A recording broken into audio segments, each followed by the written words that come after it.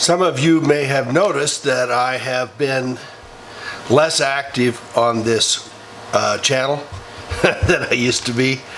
There's a natural inclination, I think many of us have, to be enthusiastic and playful and engaged when we are positive and there are positive results coming.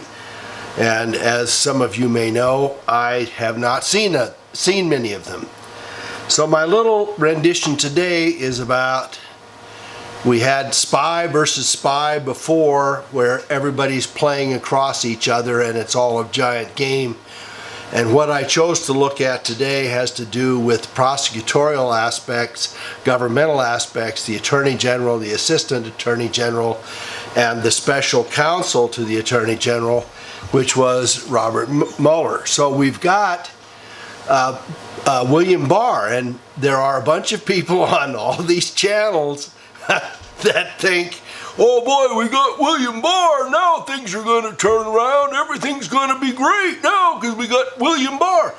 Well, I want to tell you, as I have said, William Barr is not a good guy. He's not a good guy any more than John Bolton is, any more than Alexander Acosta is, any more than Elliott Abrams is, any more than some of the people that are in the cabinet. So what we've got is William Barr. Let's take a look at from where William Barr comes, just to kind of give you an idea about William Barr. So William Barr is now the Attorney General. Oh my, I got to go clear back here. Is the Attorney General for the United States, and he is an Attorney General who's been there before. He has been on top of this with no one other than the guy I love to talk about and to give a hard time to, even in his absentia, and that's George H.W. Bush. So William Barr became the Attorney General under George H.W. Bush. Where did H.W. Bush find him? Well, he found him when the two of them were working in the CIA, and William Barr was handy and helpful to George H.W. Bush, who was then the CIA director.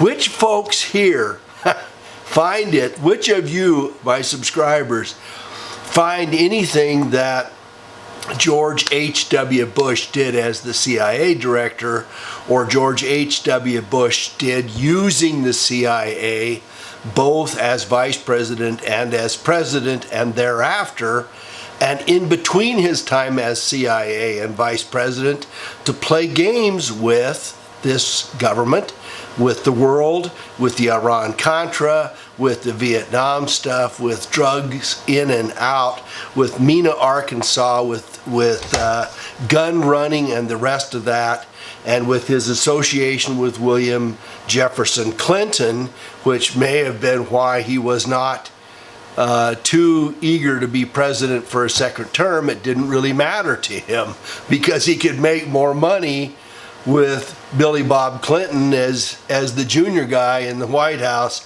while he was playing games outside. So you've got William Barr now that has been recycled after, what is this, 28 years?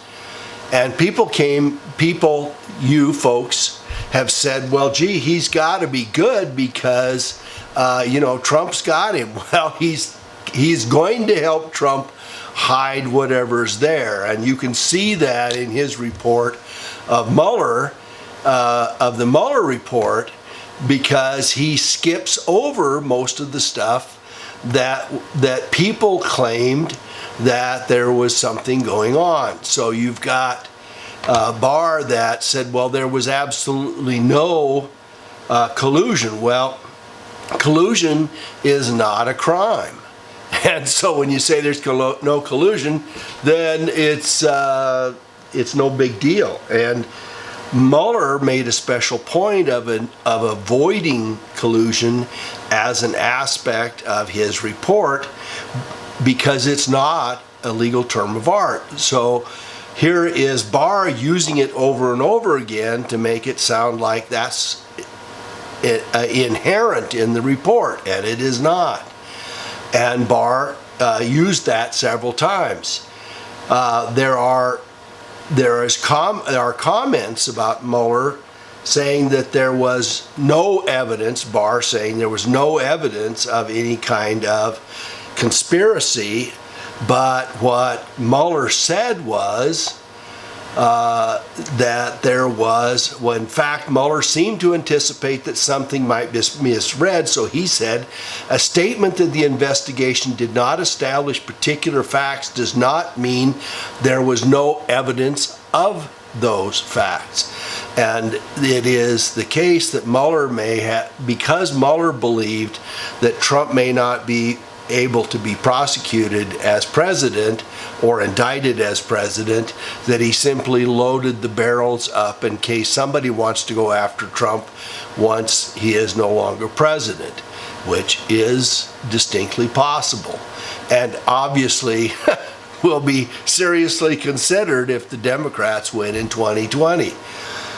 So then you have Rod Rosenstein, who was supposedly a Republican, right? Rod came in clear back into office in 2005. Well, before 2005, he worked on several projects, including with Ken Starr and the Whitewater investigation against Bill Clinton, against, with, or around. There are some reports that perhaps Rosenstein helped guide it away from prosecution. And of course, Ken Starr got nowhere with it, and the impeachment ended up, Clinton was impeached but not convicted of impeachment, so he stayed in office. And then he served as the assistant attorney general in the tax division and was an IRS prosecutor. And then he went, the attorney general advised him to go to be on the advisory committee for U.S. attorneys, and he was the Maryland prosecutor and district attorney.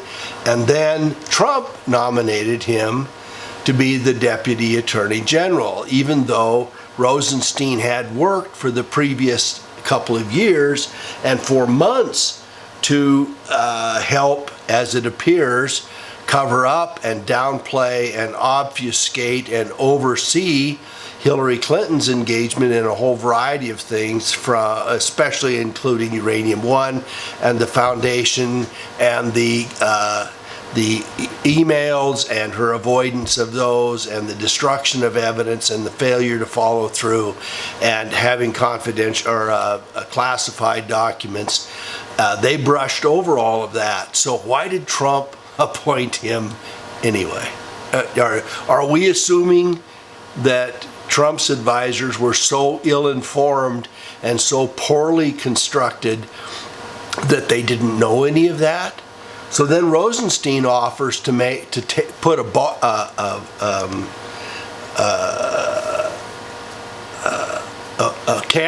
microphone on to wear a wire. I'll come to it. To wear a wire to help get rid of Trump, according to the 25th Amendment, which would have shown him to be incompetent to be in the job. We've got a deputy attorney general playing games with it. And then he appoints the third member of the team, who is Bob Mueller, Mule-Faced Mueller. And Mueller goes clear back to, guess what? He's attorney in the Northern District of California. He's assistant attorney general under George H.W. Bush. He was attorney for the District of Massachusetts under Reagan and Bill Weld, and for the rest of that, he was, get this is the big thing, then he's a deputy attorney general during 2001 under George W. Bush, and then 2 weeks, 10 days before, 7 days before 9/11, he gets appointed to be the director of the FBI.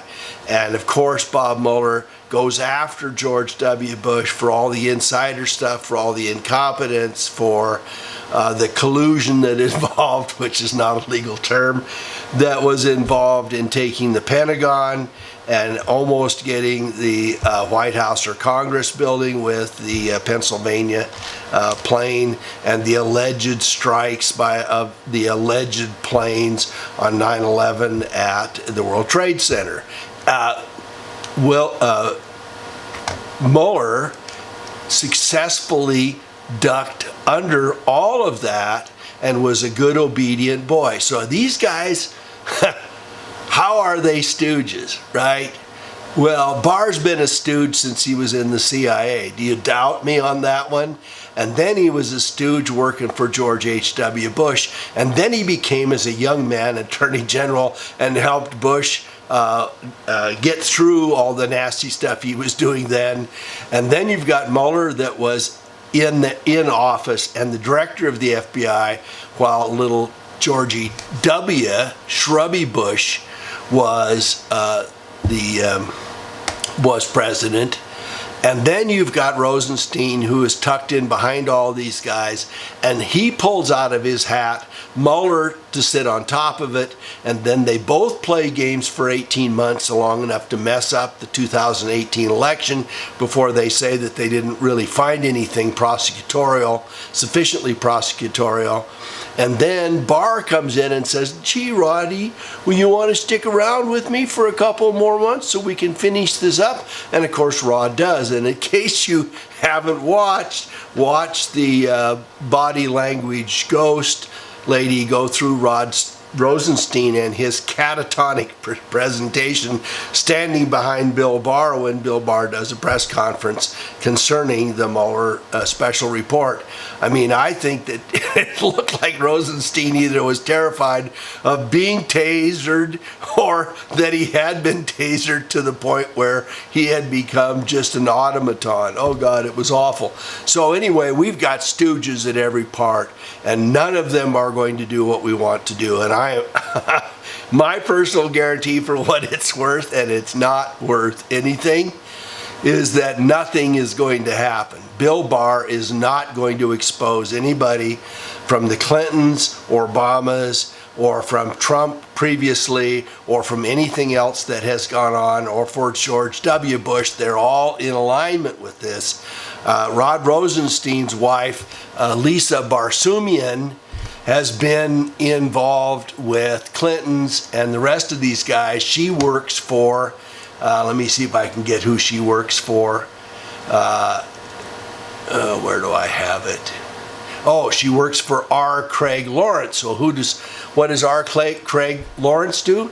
Well, his district court, DC district court cases, because they're both attorneys, include 40 cases representing Bill Clinton, 17 representing Hillary, 3 representing Mueller, 5 representing Comey, 56 representing Sebelius, and 45 representing Obama. Who are these people for? Well, I'll tell you, they're not for us.